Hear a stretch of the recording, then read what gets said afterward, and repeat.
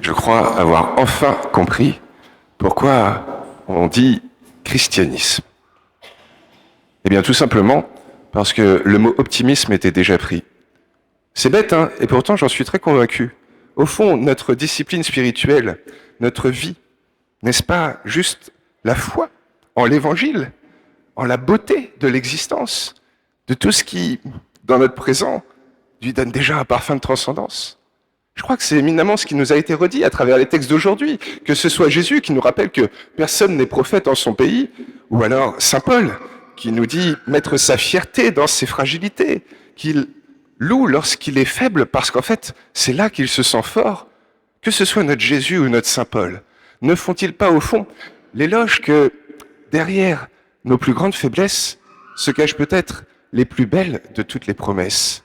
Oui, ils savent, ils en ont vécu des moments douloureux, et pourtant, ils connaissent que derrière nos fragilités, c'est peut-être là que Dieu nous attend pour nous faire déjà goûter l'éternité, à une condition, qu'on sache voir dans notre ordinaire l'extraordinaire, chose que justement ceux qui sont à côté de Jésus ont l'air d'avoir du mal à faire.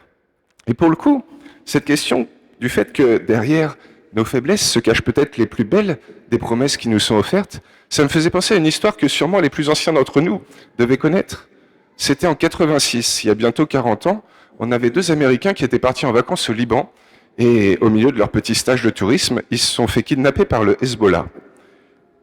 Ils sont restés enfermés pendant 5 ans, dans des conditions ignobles, vous imaginez bien.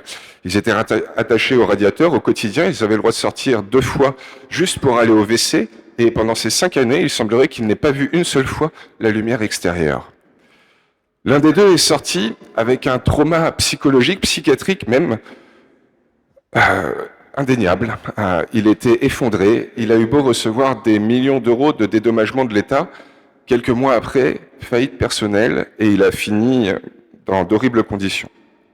L'autre, il s'appelle Joseph Sicipio. Et Joseph, ce monsieur, pendant 5 ans, il a cherché à entretenir et à développer sa vie spirituelle.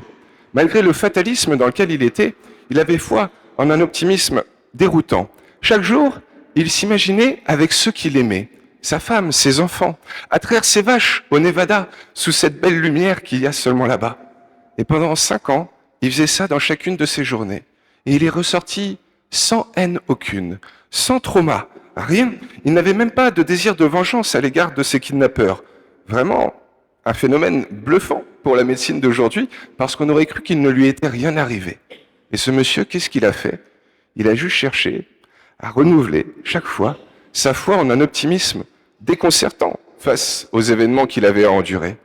Il a essayé de voir au-delà, d'imaginer que derrière le malheur qu'il subissait, Dieu lui promettait sûrement du bonheur.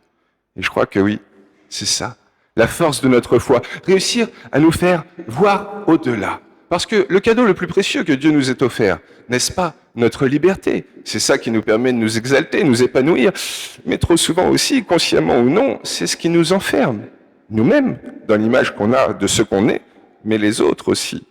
Et on se laisse comme ça, menotter par nos regrets passés, ce qu'on perçoit chez nous d'échecs, de faiblesses, de tares. Et souvent aussi, on enferme les autres derrière des a priori, des étiquettes. Seulement, notre liberté, si on ne sait pas bien l'ajuster, en nous enfermant, elle risque de nous conduire à une forme d'aveuglement. Et donc, ou ça nous ronge et ça risque de nous tuer, ou au contraire, on dépasse cet aveuglement. Par notre foi, on est capable de voir au-delà, et là peut sûrement s'ouvrir une voie de salut.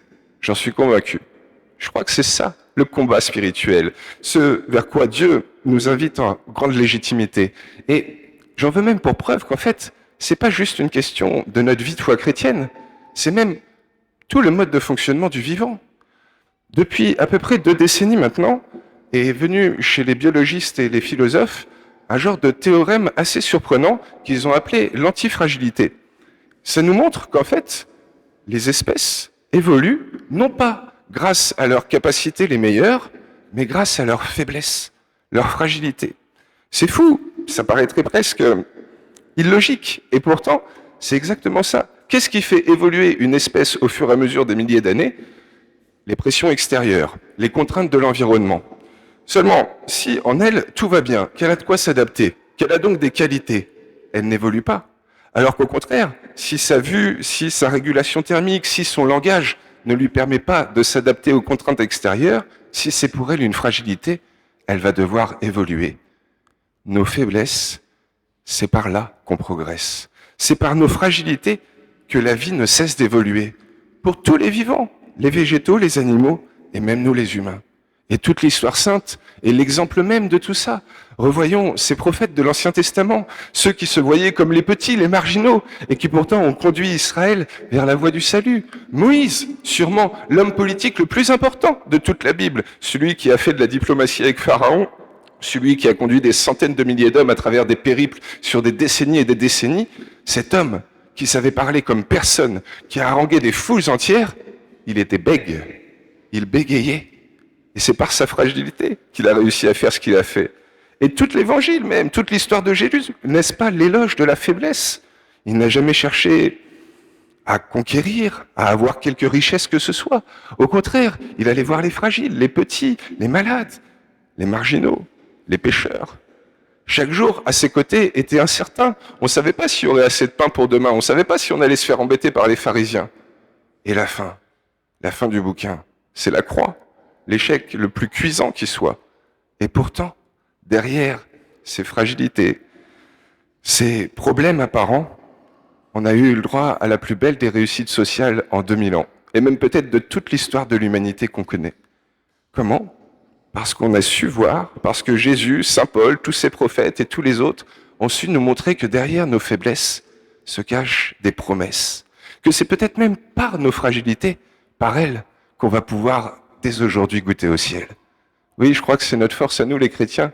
On n'est pas meilleurs que les autres, on n'est pas préservés de tout le mal à subir tous nos contemporains. Mais on est convaincu qu'en nous, on a ces deux esprits. Le nôtre, qui fait souvent des choses très bien, mais qui de temps en temps se laisse aussi limiter, brider par les cadres qu'il perçoit de la réalité. Et de temps en temps, ça nous conduit à la désespérance. Mais on a aussi un autre esprit en nous, le sien. Celui qui nous permet de voir nos vies avec un peu de hauteur, celui qui nous permet de voir au-delà, celui qui nous ouvre un chemin de transcendance. À travers tout ce que vous avez pu me confier en 5 ans, j'en suis très convaincu. C'est sûrement là où on a les plus piètres considérations sur un ensemble de choses dans nos vies ou à l'égard des autres, que Dieu nous offre les plus belles résurrections. Parce que c'est sûrement là que, dans nos faiblesses, il nous offre de voir la promesse. Il nous donne ce petit surplus d'esprit et de foi qui nous permet, même quand on est triste, d'envisager un légitime optimisme, à une condition, qu'on fasse ce que disait la petite Thérèse, qu'on soit saint. Elle disait, la sainteté, au fond, c'est juste voir l'ordinaire avec un regard d'amour extraordinaire, voir dans la banalité de nos journées ce qui a déjà un parfum d'éternité. Tout est là, chers amis. Oui, le regard qu'on pose sur le monde transforme le monde et seule notre foi peut nous permettre d'envisager un au-delà, à tout ce qui nous bloque, à tout ce qui nous enferme, à nos jugements, nos échecs, nos tracas. Alors peut-être, demandons au Seigneur qu'à travers cette messe, il daigne nous offrir sur tout ce sur quoi nous manquons de confiance, de pouvoir le voir comme lui, avec cette légitime espérance. Parce que j'en suis convaincu, c'est sûrement dans nos pires faiblesses que Dieu nous réserve les plus belles des promesses.